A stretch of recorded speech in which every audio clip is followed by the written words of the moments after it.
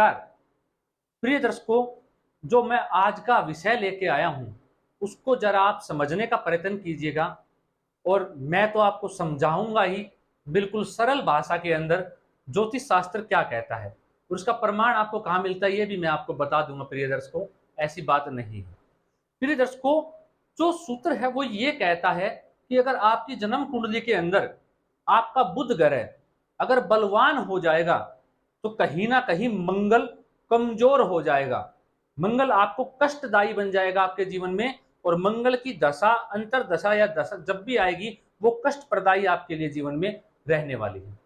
वहीं प्रिय दर्शकों, अगर अब दूसरी चीज समझिएगा आप जो मैं आपको बता रहा हूं, वहीं शास्त्र ने यह भी कहा कि अगर आपकी कुंडली के अंदर मंगल मजबूत है, मंगल मजबूत है और बुध के साथ कैसा संबंध बना रहे हैं, केंद्र का संबंध बना रहे हैं या युति का संबंध, आप ये समझ लीजिए युति का संबंध बना रहे हैं या 3-11 का संबंध बना रहे हैं या 4-10 का संबंध बना रहे हैं। मतलब कैसे, या तो मंगल से बुध 4 घर आगे हो या 10 घर आगे हो या मंगल के साथ ही बुध बैठे हुए हो, तो किस भाव में ना हो, 6, 8 और 12 भाव को छोड़ के मंगल और बुध युति में हो।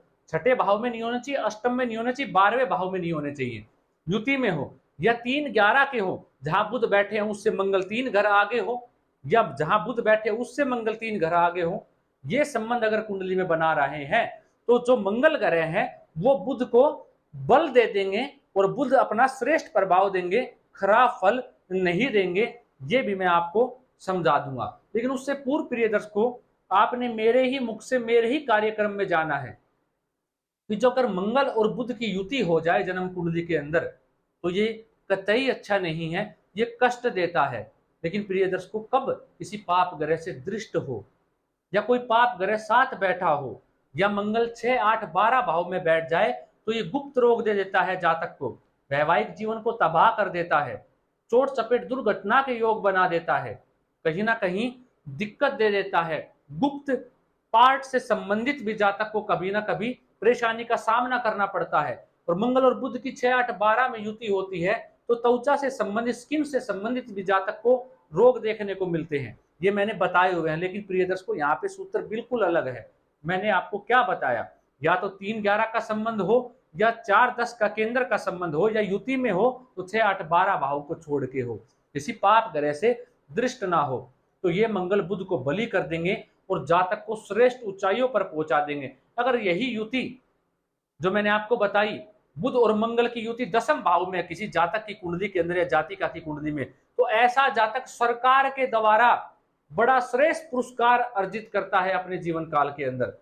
भारत सरकार राष्ट्रपति के द्वारा पुरस्कार अर्जित करता है अगर मंगल और बुध की युति जन्म कुंडली के 10वें भाव में हो जाए। आप ये आजमा लीजिएगा, जिसकी भी कुंडली में आपको ये योग दिखे, मंगल और बुध 10वें में है, किसी पाप ग्रह से दृष्ट नहीं है, पीड़ित नहीं है, तो आप देख लीजिएगा ऐसा जातक पुरस्कृत होता है अपने जीवन काल के अंदर। उसको जबरदस्त भारत सरकार के द्वारा, जो भी सरकार होती है उसके द्वारा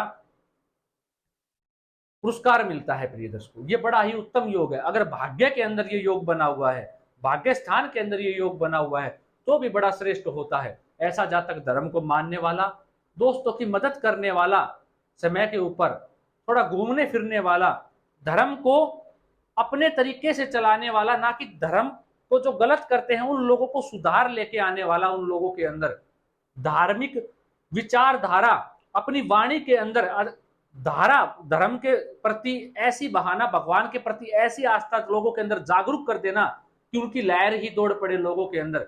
ऐसा ऐसा जातक हो जाता है अगर 9वें भाव के अंदर ये युति होती है तो, मतलब अति उत्तम अद्भुत बना देता है जातक को। प्रिय दर्शकों, लेकिन प्रिय दर्शकों ऐसा क्यों, इसकी पुष्टि लाल किताब भी करती है कि अगर बुध मजबूत होंगे तो मंगल को कमजोर कर देंगे और मंगल मजबूत होंगे तो बुध को अपने आप श्रेष्ठ कर देंगे। इसका उदाहरण प्रिय दर्शकों, आप नॉर्मली मैं आपको समझाता हूं, आप समझ सकते हैं। आप बहुत से सीरियल टीवी के अंदर आते हैं, आप देखते हैं राजा महाराजा जीवन में कैसे रहते थे। आपने बहुत से कार्यक्रम टीवी के अंदर आते रहते थे, आपने देखा होगा। आप जानते हैं बुध को युवराज की उपाधि दी गई है और मंगल को सेनापति की उपाधि दी गई है। अब हमने फिल्मों में भी देखे हैं ये चीजें, ताकि आप समझ पाओ, इसलिए मैं आपको उदाहरण के रूप से समझा रहा हूं। राजा अपने कार्य में इतना बिजी रहता है, इतना व्यस्त रहता है कि युवराज के ऊपर ध्यान ही नहीं दे पाता। आप अपने घर पे उठा के देख लीजिए, आप पिता हैं तो आप अपने आप को राजा समझ लीजिए, आप देखें कि आप अपने बच्चे पे कितना ध्यान दे पा रहे हैं। अगर कार्य में आप व्यस्त ज्यादा हैं, कितना ध्यान दे पा रहे हैं। तो आपने क्या किया, आपने एक नौकर रख लिया होगा, या वहां पे सेनापति होता था। तो सेनापति का ये काम नहीं है कि वो हर दिन लड़ाई युद्ध विवाद में पड़ा रहे, लड़ाई झगड़ा करता रहे। तो ज्यादातर आपने देखा होगा कि जो सेनापति होता है वही युवराज का ध्यान रखता है। राजा कह देता है सेनापति को कि आपको ही युवराज का ध्यान रखना है। तो युवराज अपने आप में राजा का बेटा समझता है, अपने आप को तो स्वयं राजा मानता है, तो सेनापति के साथ जिद बहस भी कर लेगा। अगर युवराज मजबूत हो जाएगा, सेनापति कमजोर हो जाए, तो कहीं ना कहीं आप जानते, युवराज मजबूत होगा तो सेनापति कमजोर होगा, और ऐसे राज्य में बाधा बढ़ जाती है, दिक्कतें बढ़ जाती है, क्योंकि युवराज को नहीं पता होता करना क्या है, जितना सेनापति जानता है। अब वहीं सेनापति युवराज का ध्यान रखने के लिए बाध्य है, तो जब मंगल मजबूत होगा तो वो युवराज का ध्यान भी रख लेगा, बुध का ध्यान रख लेगा। तो इस प्रकार से जो ये बुध है, ये बली हो जाएंगे और श्रेष्ठ प्रभाव अपना देने लगेंगे। मैंने एक शॉर्ट में तरीके से आपको कहानी के माध्यम से समझा दिया है प्रिय दर्शकों। लेकिन अगर ये युति मैंने आपको बताई है, दसम भाव में, नवम भाव में ये संबंध बना के बैठे, तो आप अजमा के देख लीजिए कितना श्रेष्ठ ये योग बन जाता है, और जातक जीवन में खूब मान सम्मान ऊंचाई अपने जीवन में पा लेता है। आशा करता हूं प्रिय दर्शकों, आज का ये सूत्र जान के आपको आनंद आया। अगर आपने कहीं लिख लिया होगा, वरना आप याद रखिएगा, आप भूल जाएंगे।